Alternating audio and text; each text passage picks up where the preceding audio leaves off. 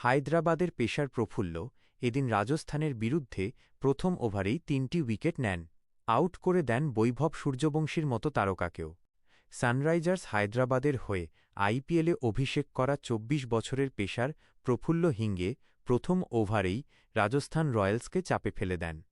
নিজের বিধ্বংসী বোলিংয়ে তিনি প্রথমে বৈভব সূর্যবংশীকে আউট করেন। এরপর রাজস্থান ঘুরে দাঁড়ানোর আগেই ধ্রুব জুরেলকেও প্যাভিলিয়নে পাঠান। নিজের আইপিএল ক্যারিয়ারের প্রথম ওভারের শেষ বলেই ডুয়েন প্রিটোরিয়াসকে আউট করে ইতিহাস গড়েন তিনি।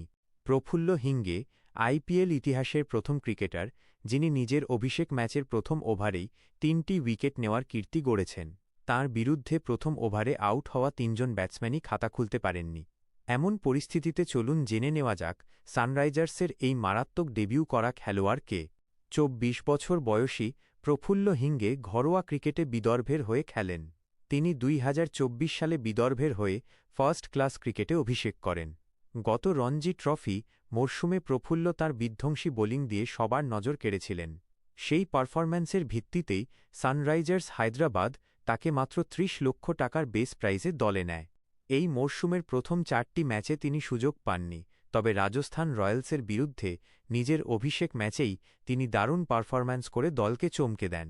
আইপিএল ২০২৬-এর আগে হওয়া নিলামে কাব্বা মারানের দল সানরাইজার্স হায়দ্রাবাদ বিদর্ভের এই বোলারের উপর ভরসা দেখায়। তারা প্রফুল্ল হিঙ্গেকে ৩০ লক্ষ টাকায় দলে নেয়, যা ছিল তাঁর বেস প্রাইসও।